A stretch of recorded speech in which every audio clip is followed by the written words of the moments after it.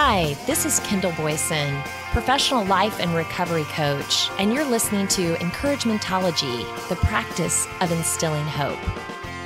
Hi there. Thanks for joining me. On this show, we're checking the recipe, measuring out our ingredients with precision, and cooking with conviction as we find the confidence of a chocolate chip.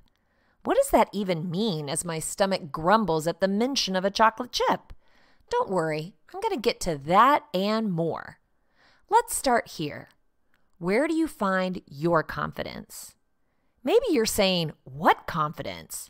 Or maybe you walk tall, exuding courage and assertiveness.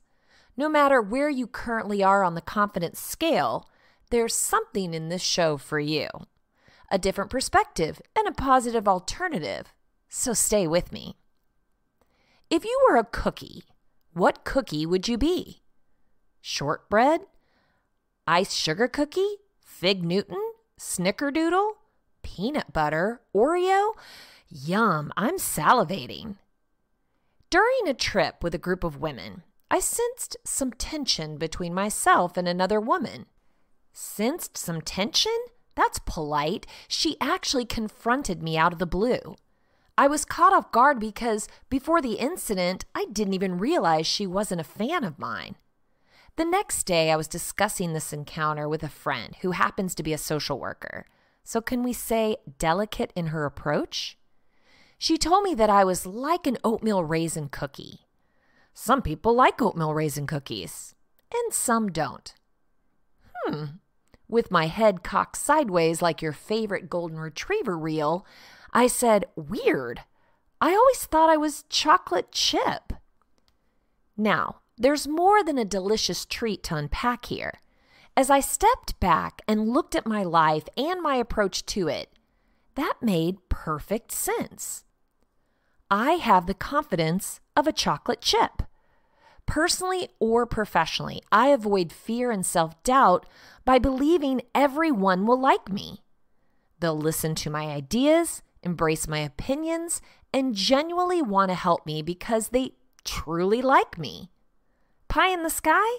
Nope, we're talking about cookies here. Is it always true? Absolutely not. But don't tell me that. My chips make me fearless. Madison Sabatino asks and informs on what is your cookie personality, found at The Rampage. From the classic chocolate chip to outrageous flavors like oatmeal butterscotch, your favorite cookie can say a lot about who you are as a person. That raises the question, what am I based on my favorite cookie? Chocolate chip.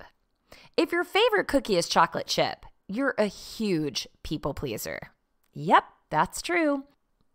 You have a pretty selective palate and typically stick to your favorite things and activities. You love keeping things simple, but tend to not stray from your typical day's tasks. However, everyone loves you and adores that you're always consistent in what you do.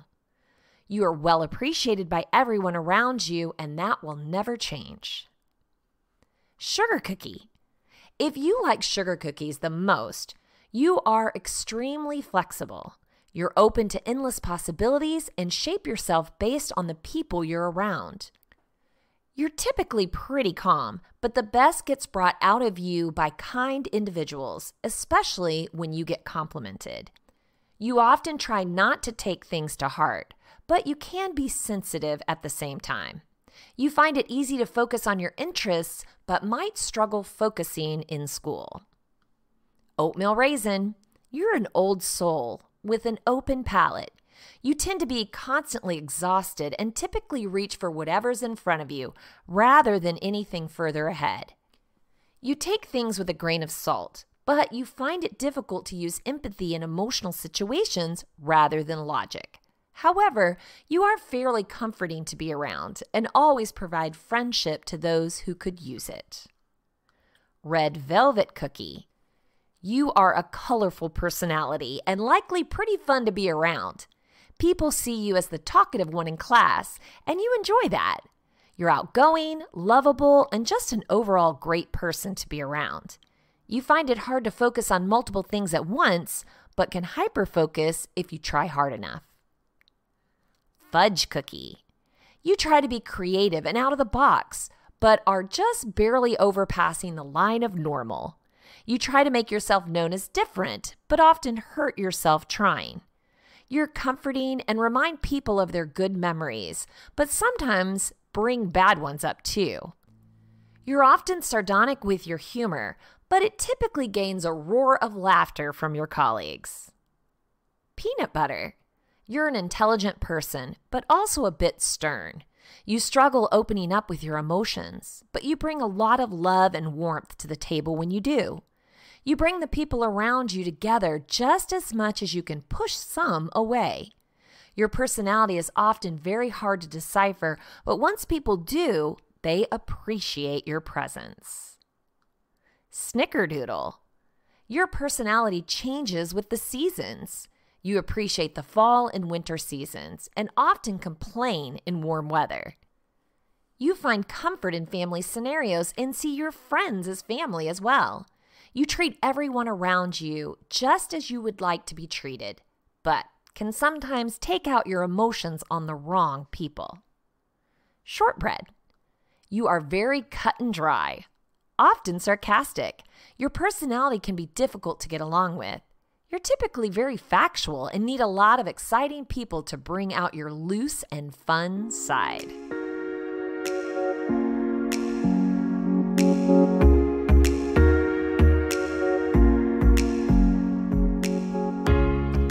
Insightful or just fun? Either way, the point is to start focusing on how you tick and why. Some of our personality is hardwired, and some can be altered by changing our perception and the way we think. My mother said I never met a stranger, and instead of hiding behind her, she would have to keep an eye on me in case I went home with the person standing next to her. No surprise that I'm an extrovert today. But you don't have to be outgoing to be fearless and confident. I have confidence when I feel confident in what I'm saying or doing. Even if you have inherent talents, you don't wake up with all the skills you need or want. That takes focus and practice to be perfect. What do you want to be confident in?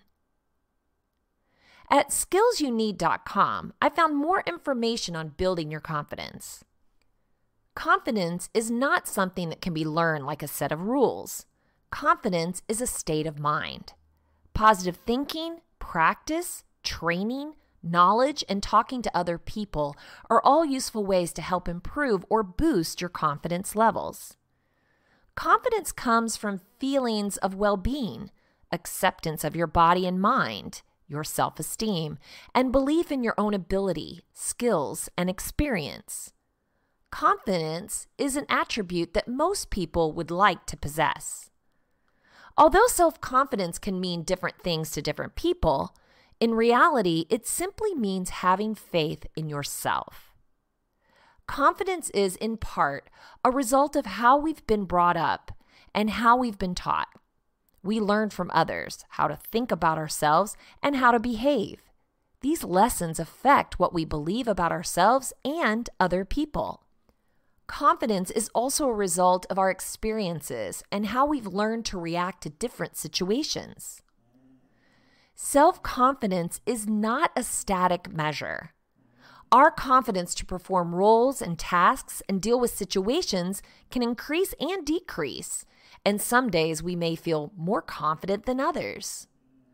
Low confidence can be a result of many factors, including fear of the unknown, criticism, being unhappy with personal appearance, feeling unprepared, poor time management, lack of knowledge, and previous failures. Often when we lack confidence in ourselves, it's because of what we believe others will think of us. Perhaps others will laugh at us or complain or make fun if we make a mistake. Thinking like this can prevent us from doing things we want or need to do because we believe that the consequences are too painful or embarrassing. Overconfidence can be a problem if it makes you believe that you can do anything, even if you don't have the necessary skills, abilities, and knowledge to do it well. In such situations, overconfidence can lead to failure. Being overly confident also means you're more likely to come across to other people as arrogant or egotistical. People are more likely to take pleasure in your failure if you're perceived as arrogant. Confidence and self-esteem are not the same things, although they're often linked. Confidence is the term we use to describe how we feel about our ability to perform roles, functions, and tasks. Self-esteem is how we feel about ourselves, the way we look, the way we think, whether or not we feel worthy or valued. People with low self-esteem often also suffer from generally low confidence, but people with good self-esteem can also have low confidence. It's also perfectly possible for people with low self-esteem to be very confident in some areas. Performing a role or completing a task confidently is not about not making mistakes. Mistakes are inevitable, especially when doing something new. Confidence includes knowing what to do when mistakes come to light, and therefore it's also about problem solving and decision making. There are two sides to improving confidence. Although the ultimate aim is to feel more confident in yourself and your abilities, it's also worth considering how you can appear more confident to other people. So here's a list of ideas on how to achieve this. Planning and preparation. People often feel less confident about new or potentially difficult situations. Perhaps the most important factor in developing confidence is planning and preparing for the unknown. If you're applying for a new job, for example, it'd be a good idea to prepare for the interview, right? Plan what you want to say and think about some of the questions that might be asked. Practice your answers with friends or colleagues and gain their feedback. There are many other examples of planning for an interview. Perhaps you should visit the hairdresser before you go. How are you going to travel to the interview and how long will the journey take? What should you wear? Take control of unknown situations the best that you can. Break down tasks into smaller subtasks and plan out as many as you can. In some situations, it may be necessary to also have a contingency plan, like a backup. If you've planned to travel to your interview by car, but the morning of, the car won't start, being able to react calmly to the unexpected is a sign of confidence. Learning, knowledge, and training. Learning and research can help us feel more confident about our ability to handle situations, roles, and tasks.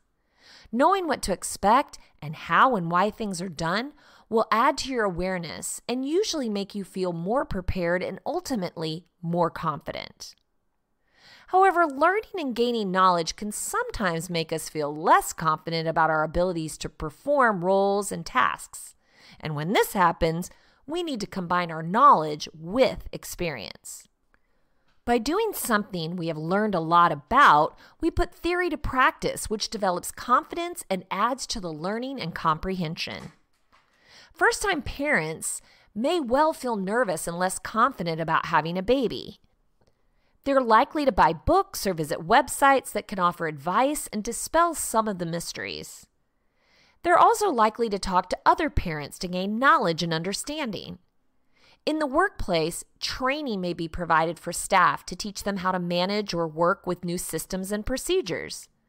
During a period of organizational change, this is particularly important as many people will naturally resist change.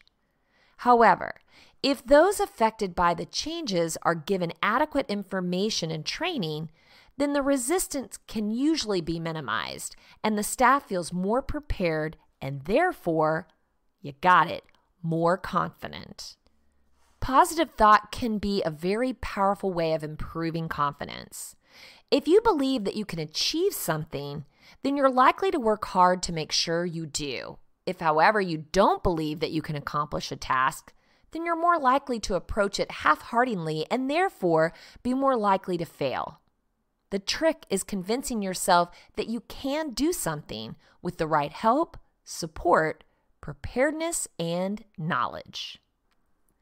Optimism is the faith that leads to achievement. Nothing can be done without hope and confidence, so hold on to that. There's a lot of information about positive thinking, both online and in print. The basic rules of positive thinking are to highlight your strengths and successes and learn from your weaknesses and mistakes. This is a lot easier than it sounds, and we often dwell on things that we're not happy with from the past, making them into bigger issues than they need to be. These negative thoughts can be very damaging to confidence and to your ability to achieve goals. Try to recondition the way you think about your life. Know your strengths and weaknesses. Write a list of things that you're good at and things that you need to improve. Discuss your list with friends and family, as inevitably they will be able to add to this list. Celebrate and develop your strengths and find ways to improve or manage your weaknesses. Let's be honest, we all make mistakes. Don't think of your mistakes as negatives, but rather as learning opportunities. Accept compliments and compliment yourself. When you receive a compliment from somebody else, thank them and ask them for more details. What exactly did they like? Recognize your own achievements and celebrate them by rewarding yourself and telling friends and family about them. Use criticism as a learning experience. Everybody sees the world differently, from their own perspective, and what works for one person may not work for the other. Criticism is just the opinion of somebody else. Be assertive when receiving criticism. Don't reply in a defensive way or let criticism lower your self-esteem. Listen to criticism and make sure that you understand what's being said so you can use criticism as a way to learn and improve. Try to stay generally cheerful and have a positive outlook on life. Only complain or criticize when necessary, and when you do so in a constructive way. Offer others compliments and congratulate them on their successes. Find yourself a confident role model. Ideally, this will be someone that you see regularly, a work colleague, a family member, a friend, somebody with a lot of self-confidence who you'd like to mirror. Observe them and notice how they behave when they're being confident. How do they move? How do they speak? What do they say and when? How do they behave when faced with a problem or a mistake? How do they interact with other people? And how do others react to them? If possible, talk to them to learn more about how they think and what makes them tick. Speaking to and being around people who are confident will usually help you feel more confident. Learning from others who are successful in fulfilling the tasks and goals that you wish to achieve, let their confidence rub off on you. As you become more confident, then offer help and advice and become a role model for somebody less confident than you. Vince Lombardi said, "Confidence is contagious, and so is a lack of confidence." Generally, people are attracted to confident people. Confidence is one of the main characteristics of charisma.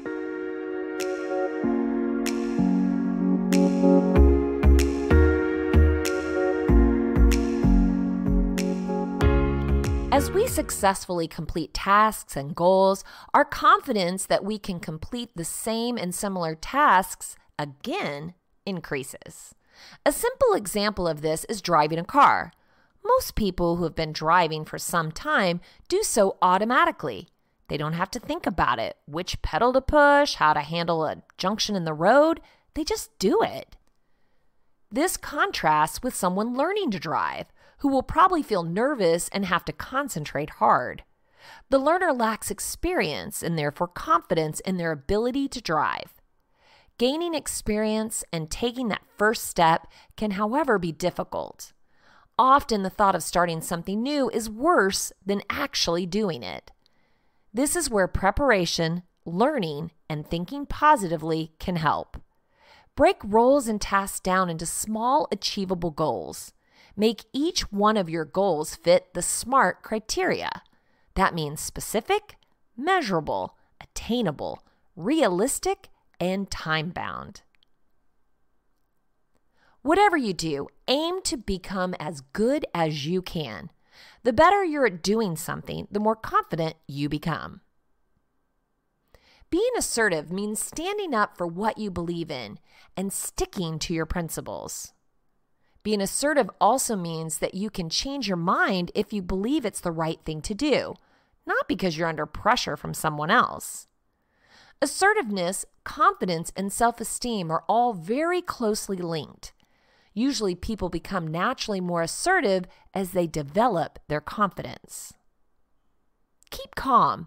There's usually a correlation between confidence and calmness. If you feel confident about a task, then you'll feel calm about doing it. When you feel less confident, you're more likely to be stressed or nervous. Trying to remain calm, even when you're under stress and pressure, will tend to make you feel more confident. To do this, it's useful to learn how to relax. Learn at least one relaxation technique that works for you and that you can use if you're feeling stressed. This may be as simple as taking some deliberate breaths in and out. Avoid arrogance. Arrogance is detrimental to interpersonal relationships. As your confidence grows and you become more successful, avoid feeling or acting superior to others. Remember, nobody is perfect, and there's always more that you can learn. Celebrate your success, your strengths, and recognize your weaknesses and failures. Give others credit for their work. Use compliments and praise sincerely. Be courteous and polite. Show an interest in what others are doing, and ask questions. Admit to your mistakes and be prepared to laugh at yourself. Self-confidence can diminish over time if you don't practice your skills or if you hit setbacks. As you become more self-confident, you should continue to practice your skill to maintain and boost your confidence further. Set your confidence targets that require you to step out of your comfort zone and do things that make you feel a degree of nervousness and apprehension. Here are some potential confidence targets that you might want to include. Start a task or a project that you've been putting off for a long time. Often we put off starting important tasks because they seem overwhelming, difficult, or awkward to complete. Simply making a start on such a task can boost confidence and make you feel inclined to complete it. Make a complaint in a restaurant if there's a problem with your order. If you would not usually complain about a problem, then doing so is a good way to improve your confidence and assertiveness skills. Stand up and ask a question at a public meeting or in a group. By doing this, you're making yourself the center of attention for a few minutes. Volunteer to give a presentation or make a speech. For many people, speaking to a group of people is particularly scary. The best way to overcome this fear and gain confidence is with experience. Introduce yourself to somebody new. This could be somewhere where people have something in common, like at a party or a conference, making it potentially easier to have a conversation. Or it could be a complete stranger in the elevator. Wear something that will draw attention, some outlandish color. Personal appearance is an important factor in self-esteem, and people with lower self-esteem tend to try to go under the radar. Make a statement and stand out in a crowd. Confidence can feel like a superpower if you're shy and reserved. You might look at someone confident and believe there is no way that you can feel that good or self-assured. But let's not get stuck there. That same person giving that amazing speech could have been sweating bullets and pacing the floor backstage just 2 minutes ago. Let's tackle one giant at a time. What's one thing you would like to have more confidence in? Because I can't hear your answer, let's take public speaking as an example. If you set public speaking as a goal, relax. You don't have to give a TED Talk tomorrow or ever. Start small. Initiate a conversation in your office between you and another colleague. Raise your hand in a meeting and ask a question. Offer an analogy or a story in a conversation. The idea is to digest fear one bite at a time. When you try and swallow the whole thing at once, you choke. On the Brainy Dose YouTube channel, I found 10 bad habits that destroy your confidence. Let's take a listen. Brainy Dose presents 10 bad habits that destroy your confidence. Self-confidence is one of those intangible things that's hard to define, but you know it when you see it. It can be thought of as a feeling of trust in one's abilities, qualities, and judgment, and it impacts nearly every aspect of our lives, including how we feel about ourselves, how others see us, and how we perform in school and at work. Although a lack of confidence can be the result of debilitating social anxiety or other mental health conditions that influence one's self-perception, it's not always the case. You might not even realize that you have some subconscious habits that are actually destroying your confidence. Let's take a look at some of these tendencies and behaviors so you can learn to recognize them and get started on building healthy habits instead. Number 1. Neglecting your appearance. You already know the importance of good hygiene and that you should take care of your health and appearance. And one of the most important things to be aware of is that when you neglect your appearance, you're essentially showing disrespect for yourself. Furthermore, if you don't feel good about how you look, then your self-esteem is going to take a hit, especially when it comes to social situations. It may seem like a superficial point, but properly caring for your appearance can really go a long way toward building your self-confidence. Number 2. Obsessing over minor flaws. When you look in the mirror, are you quick to notice any minor flaw in your appearance? Do you get stuck on this flaw and magnify it in your mind until it feels like it's all you can see? If so, you need to stop. This practice is toxic for confidence. Even if you think you're just being honest with yourself, viewing your flaws with hyper-focus can cause you to despise what you see. When this happens, your attention shifts from admiring all of the things you love about yourself to constantly scrutinizing everything you think is wrong. This ritual of self-criticism leaves you feeling sad, inadequate, and ashamed. Not the best atmosphere for a confident mindset. Instead of obsessing over minor flaws, try putting that same energy into seeing the positive qualities in yourself. It may feel strange at first. After all, positivity is often hard won when cynicism has become a habit. But as with any new habit worth developing, daily practice will transform how you feel about yourself. Number 3. Talking about your perceived weaknesses. There's a fine line between being self-deprecating and taking it too far. While self-deprecation is meant to show that you're a normal person who doesn't take yourself too seriously, it can, in some cases, come across as insecurity. Besides, if you constantly make negative comments about yourself, people will notice and either grow tired of hearing it or start thinking that maybe you're actually not as great as you seem. If you must discuss a weakness, for example, in a professional context like a job interview, frame it as an area for growth. It will show that while there are certain things you can improve on, there's a willingness and desire to learn new skills and excel in more areas than just those that come naturally. Number 4. Over-complimenting others. When you over-compliment others, you are essentially telling them how much better they are than you. Of course, it is important to build others up, but if you do it too much and make yourself out to be a small fish in comparison, then you will start to believe this narrative. Instead of repeating the cycle of over-complimenting others and demeaning yourself, take the time to appreciate your own gifts and talents. Remember that everyone has different strengths and weaknesses.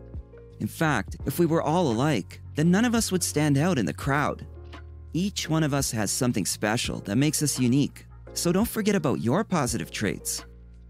Number 5. Believing your negative self-talk. If you're like most people, you likely experience negative thoughts about yourself from time to time. Unfortunately, it is much easier to believe the bad things we tell ourselves than the good ones. And over time, this type of thinking only lowers your self-esteem and confidence, making it harder to believe in yourself and achieve your goals.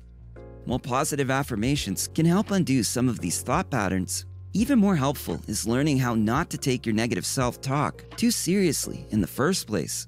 It will allow for a more objective perspective on life, leading you down a path toward greater happiness overall, and therefore more confidence.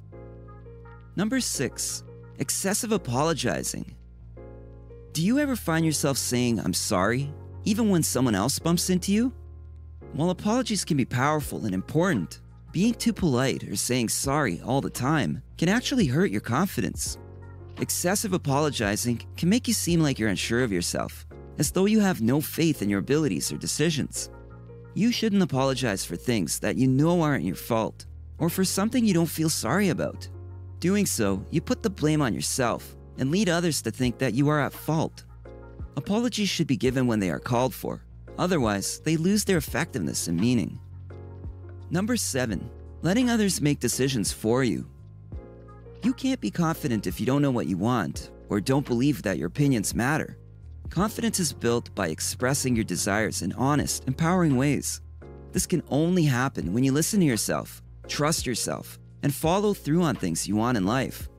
When someone is telling you what they think should happen, or pressuring you into doing something they want instead of considering your needs, or worse yet, they try to control or manipulate you, your confidence will suffer for it. Number 8, lowering your standards. Lowering your standards to be okay with whatever happens means accepting less than what you deserve.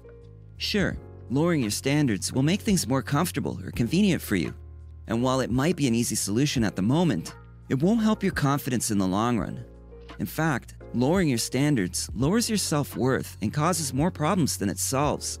It's also a slippery slope. Once you start doing it for one thing, it becomes easier to do it for others as well. We may not hold the same values, and that's okay. But if you have a set of standards and stick to them, it will make you happier and definitely more confident. Number 9, maintaining toxic relationships. When it comes to being confident, the relationships you have in your life play a major role. That's because everyone around you affects the way you think and feel about yourself. The people who are closest to you, your family, friends, coworkers, and even acquaintances, all have an impact on your self-esteem. If those around you are constantly criticizing or belittling you, your confidence will diminish. So take a step back and consider whether your relationships are healthy for both parties involved, especially if your confidence has taken a hit as a result of being with these individuals. In order to be confident and assertive, it's important that you surround yourself with positive people who care about your well-being as much as their own. Number 10, comparing yourself to others. We've all been there. You're caught up in your social media feed, and you start to notice that other people are reaching milestones faster than you. Maybe they have a nicer house, a better job, or they're happily married while you're struggling with dating. You feel jealous, insecure, and maybe even angry that these people have something you don't. But wait, is it really as bad as it seems? Comparing yourself to others is normal human behavior. We're wired to notice differences and make judgments. But if left unchecked, this habit can be destructive to your self-confidence. It can leave you feeling envious or resentful of the accomplishments of others. Try instead to focus on what sets you apart in a positive way, and remind yourself that everyone's path is different, even if they look similar at first glance. These bad habits are all markers of low self-confidence. While some of them may seem harmless, they can cause considerable damage if ignored for long enough. The trick is to recognize these pitfalls when they happen. With practice, you'll be able to substitute a positive thought or behavior each time one of these bad habits pops up.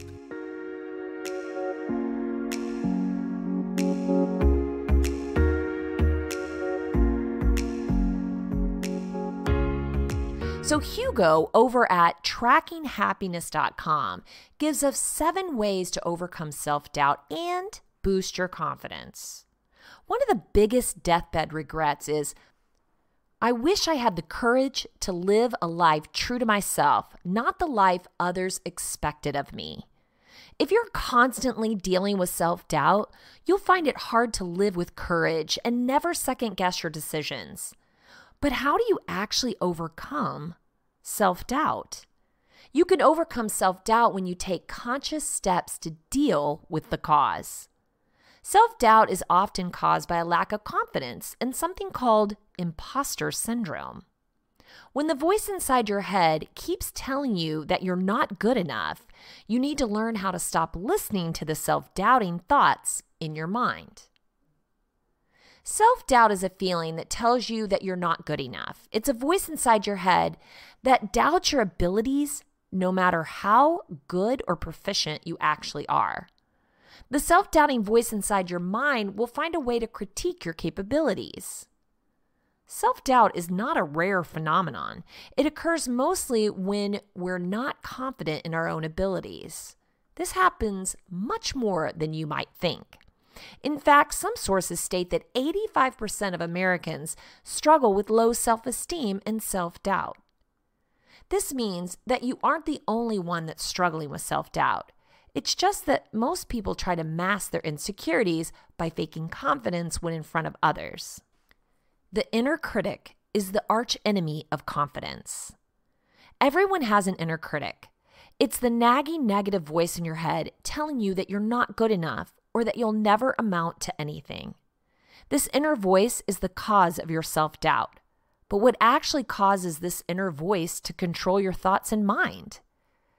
The biggest causes of self-doubt are having been excessively criticized, scolded, or yelled at in the past, a general lack of confidence, suffering from imposter syndrome, and the fear of failure.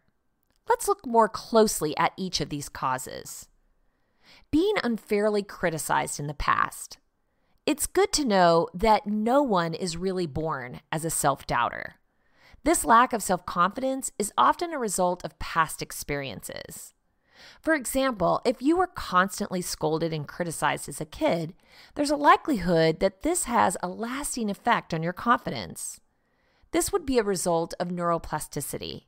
Your brain adapts to your life circumstances to make itself more efficient at handling future challenges.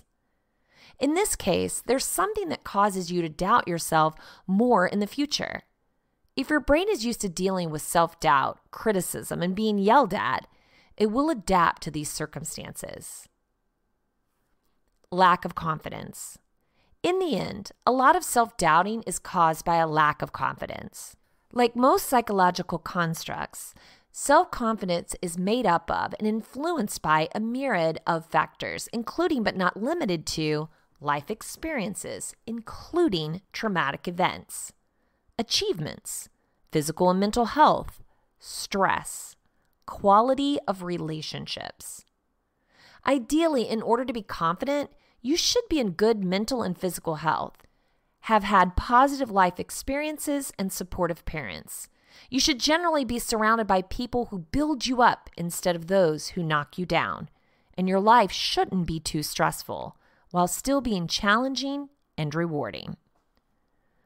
Another fun fact, research has shown that self-confidence and self-esteem rise with age. As you grow older and gain more experience, your faith in yourself will grow. Imposter syndrome. Finally, there's another phenomenon that often causes self-doubt, especially in a professional environment. Even when you're really confident in your personal life, you can suffer from imposter syndrome at work. Imposter syndrome is the persistent feeling that you're a fraud and a fake, and that someone's going to figure out that you don't know half as much as you pretend to. It can affect people of all ages and from all walks of life, and can often stop them from achieving their true potential. Fear of failure. Fear of failure is fairly common. I'm willing to bet that you've experienced it too. Whether it's not joining the workout group you've been thinking of or applying for a new job, most of us have been held back by the fear of failure at some point in our lives. Failure is so common because failure is the most readily available option. Success requires a lot of work and effort, and sometimes, no matter how hard you work, you still fail. It takes quite a lot of mental strength and resilience to keep working towards your goal despite failures and setbacks. So how can you overcome self-doubt? What can you do? This seemingly simple question is a bit more challenging to answer, and it involves changing your mindset and forming long-lasting habits. Vincent van Gogh said, "If you hear a voice within you say you cannot paint, then by all means paint and that voice will be silenced. Here are some tactics that you can use to help you deal with your feelings of self-doubt. Start small. The key to conquering any kind of self-doubt is to start small and gradually work your way up to the really scary stuff. Practice self-appreciation. Whenever we're about to make a decision or take action on something of importance to us, it's easy to second-guess ourselves. It's in our nature to anticipate threats or danger. But one thing that heightens our paralysis is the way we perceive ourselves. It's the way we talk to ourselves. There are 4 steps you can take to practice self-appreciation on a daily basis. Number 1, step out of your negative thoughts. 2, accept who you are at this moment. 3, see the goodness in you. 4, be grateful. Think more positively of the future. Try and change your thinking into something less doubtful and more hopeful. Whenever you experience feelings of self-doubt, try to add the word yet to your thoughts. I'm not clever enough yet. There's no way I can do that yet. I'm not strong enough yet. This type of thinking may sound silly and inconsequential, but there's some actual power behind this strategy. Realize that failing doesn't make you a failure. We are only human, so we're bound to fail every once in a while. It's important to realize that everybody occasionally struggles with failure in their life. What you need to do when this happens is don't let such a thing set you back. Don't interpret it as a failure, but rather as a learning experience. And most importantly, don't let it stop you from trying again tomorrow.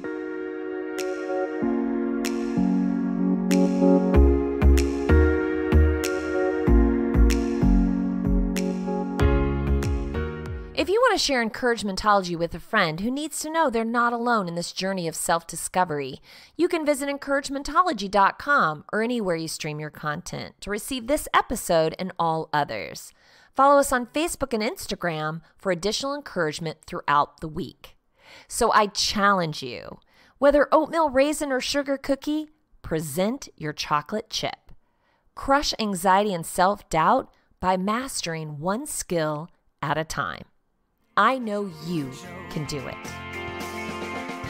Thank you for listening to Encouragementology with Kendall Boyson, where we find positive ways to handle some of life's challenges. I stumbled through until the path was clear. That's when I found you and how I wound up here.